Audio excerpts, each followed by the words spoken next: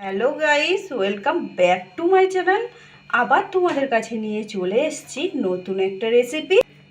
কাবলি ছোলা আর আলু দিয়ে খুব অল্প কয়েকটা উপকরণ দিয়ে দারুণ টেস্টি একটা রেসিপি কি করে বানাতে হয় তোমাদেরকে দেখাবো। তো চলো শুরু করা যাক। তো কেটে রাখা আলু আমি সিদ্ধ করে নিয়েছি। এখানে দেখছো ছোলাটাও আমি সিদ্ধ করে রেখেছি। কড়া গরম হয়ে গিয়েছে, এখন আমি দিয়ে দেবো তেল। তো তেল গরম হয়ে গিয়েছে, এখন দিয়ে দেবো দুটো শুকনো লঙ্কা আর দিয়ে দেবো দুটো তেজপাতা।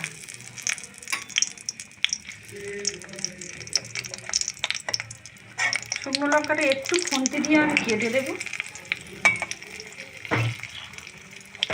ভাজার জন্য, এখন ছেড়ে দেব। তো এগুলো আমার ভাজা হয়ে গিয়েছে, এখন আমি দিয়ে দেব কুচি রাখা টমেটো।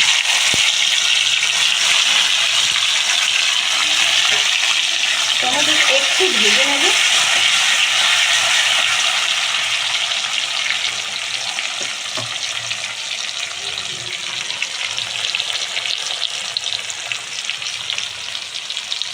তো আমার টমেটোটা ভাজা হয়ে গিয়েছে, দেখতে পাচ্ছ।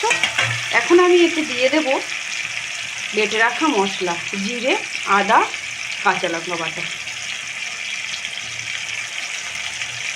যেহেতু তরকারির পরিমাণটা অনেকটাই বেশি, তো মশলাটাও আমার একটু বেশি দিতে হবে।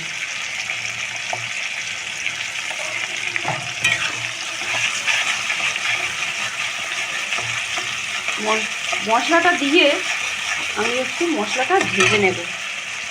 মশলাটা ভালো করে ভেজে নেব। ভেজে নেওয়ার পর এখন দিয়ে দেব হলুদ 1 চামচ,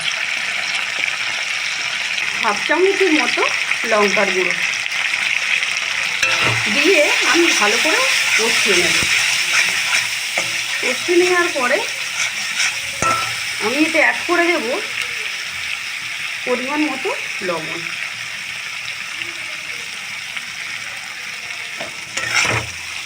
তাও দেওয়ার পরে খুব ভালো করে কষিয়ে নিতে হবে।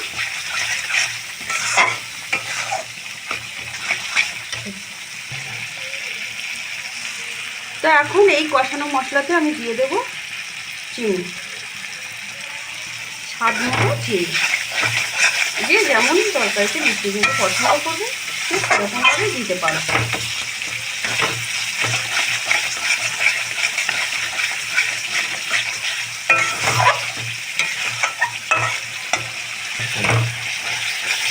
এখন দিয়ে দেবো আমি অল্প করে জল।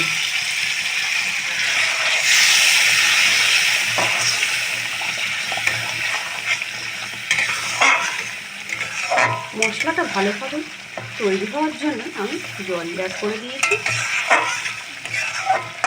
এখন মশলাটা হতে দেব।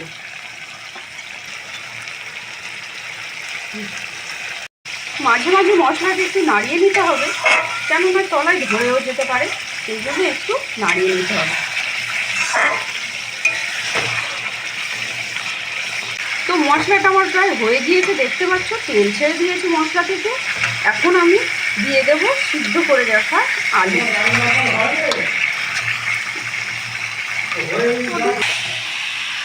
আলুটা দিয়ে একটু কষিয়ে নেব।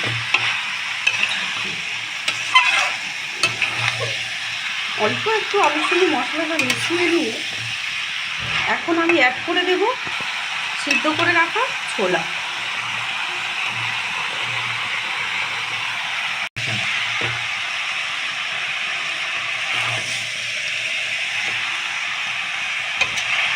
খুব ভালো করে আমি কষিয়ে নেব। তো এখন আমার কষানোটা প্রায় রেডি।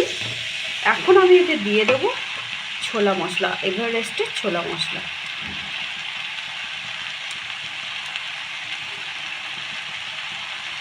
ছোলা মশলাটা দিয়ে আরেকটু ভালো করে কষিয়ে নিতে হবে।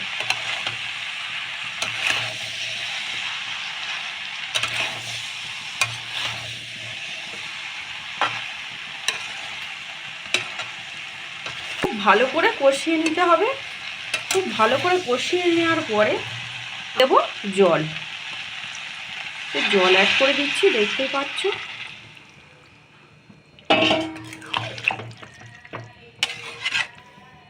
জল দেওয়া কমপ্লিট। এখন আমি ফোটার জন্য ছেড়ে দেব।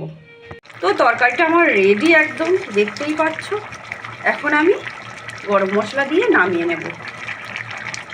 তো ভিডিওটি ভালো লাগলে লাইক করো, আর চ্যানেলে নতুন হয়ে থাকলে অবশ্যই সাবস্ক্রাইব করো যারা ইউটিউব থেকে দেখছো, আর যারা ফেসবুক থেকে দেখছো ফলো করো। তো আজকের মতো এটুকুই থাক, আবার ফিরে আসছি নতুন একটা রেসিপি নিয়ে। ততক্ষণের জন্য টাটা।